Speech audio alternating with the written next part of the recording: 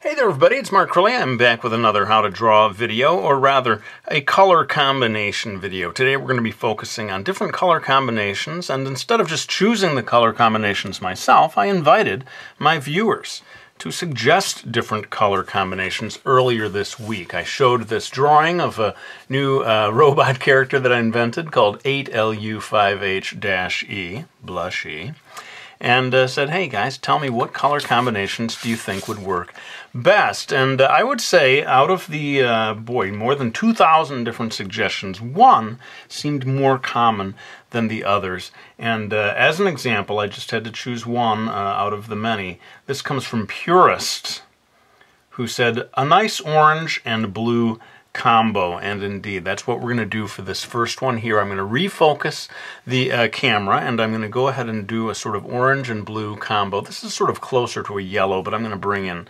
a orange pencil to kind of bring it to the shade of orange that I would like to see. And let's go ahead and do all that in time lapse, and we'll be back to see what it ends up looking like.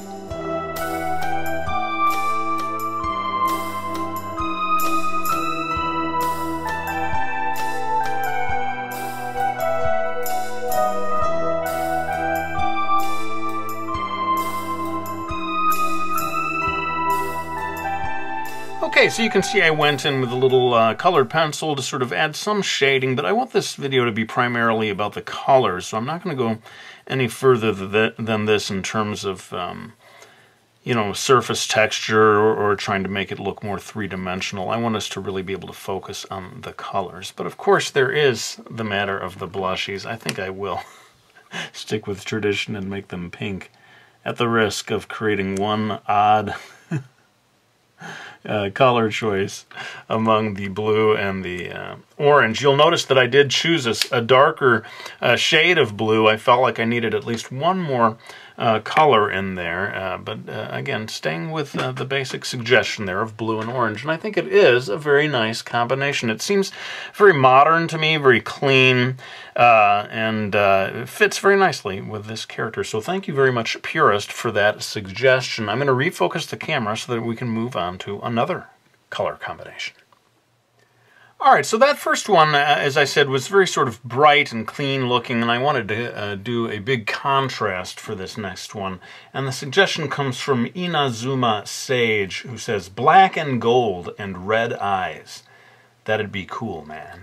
And I agree, that would be cool. What I'm going to do is use a very dark gray and then maybe add in black Prismacolor to create the effect of black. The reason I'm choosing dark gray is I don't want to obliterate all of the line art, and I am actually going to use a Copic here that is a sort of a gold color. I don't know how well it's going to show up. But we'll do our best, and then of course save the red eyes for last. Let's go ahead and get into it.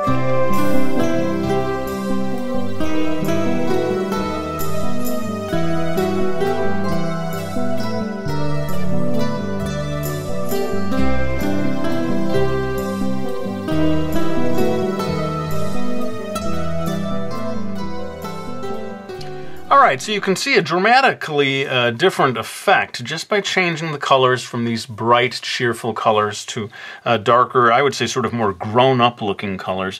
It really looks like quite a different character. And you can see one thing that I've done here is to bring out the white colored pencil to add a bit of shine. That's because I was afraid that you couldn't really see the details.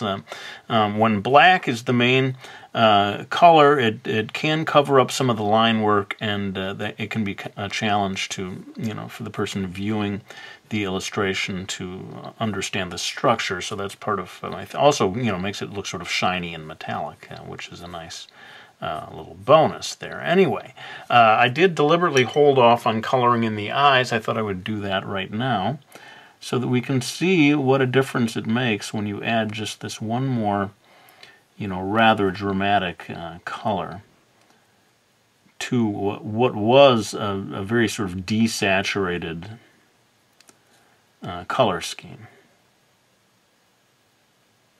And I wonder how everyone feels about leaving the mouth. It looks like teeth, doesn't it? I suppose you could go in there and just color it gray like the rest of it, or blue like the rest of it, and it would just look like a line going across. Maybe I'll try that on the next one and see what it looks like. And speaking of the next one, I think it is time to move on to it, so I'll go ahead and refocus the camera. Okay, so this next one should be interesting. It comes from Geno RPG 20, and the suggestion is cream and aqua. Now, I don't have a cream-colored marker, so I'm going to be using this cream-colored pencil. But I have a pretty good aqua color here. And I think to do things slightly differently, you'll notice that there's always this differentiation between these two sections. I thought I might try doing one in which there's a little less of that, a little more solid color, and then use the aqua a bit more sparingly, or at least in different ways than I did here. So let's go ahead and get the coloring done.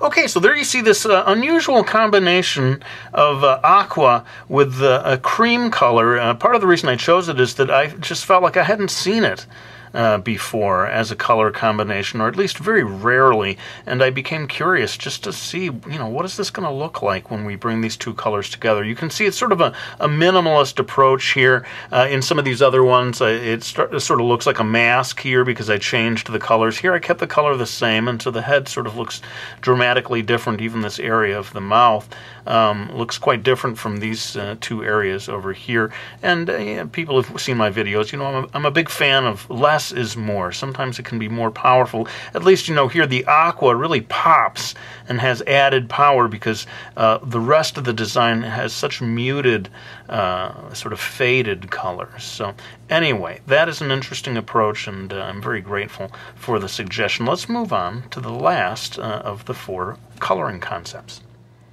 So we started out by using a fairly bright color combination of the blue and the orange, and then after that, these two, I think we greatly reduced the intensity of the color schemes. I thought for this last one, let's bring back the color, and I'm going to turn to kind of a mouthful, this name, Gabriel Train Medeiros, and in parentheses, Gabominable, which I love as a name, and the suggestion was, I think purple, silver, and some bright green for details. Well, purple, always quite bold, and should make for an interesting look. Let's go ahead and put that color in there.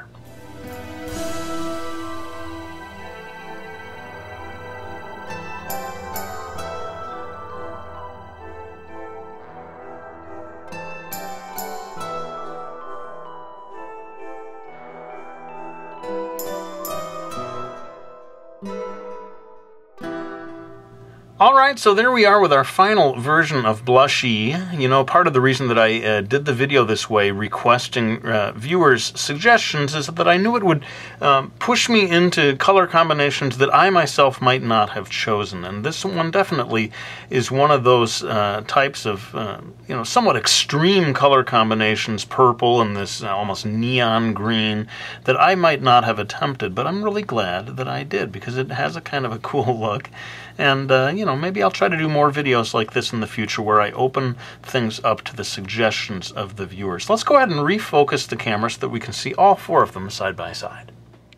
So there you see the 4 different versions of Blushy, colored 4 radically different ways. It really is fascinating how much of a change color alone can make between one drawing and another. But before I go, I always like to thank anyone who has supported me by getting any of my books, like Miki Falls, Brody's Ghost, the collected edition, now out, and of course the drawing lesson, my very newest book, a graphic novel that teaches you how to draw, and lest we forget, Mastering Manga and Mastering Manga 2, my How to Draw Manga books. I greatly, greatly appreciate the support of anyone who supports me by getting any of those books. But, this video couldn't be over until I finish off the blushies of this last character. We started with pink. I thought, let's end it with pink. Why not? It comes full circle. Full blushy circles, and then I'll go ahead and lay down this marker. I want to thank you all for watching this video. I hope you enjoyed it, and I'll be back with another one real soon.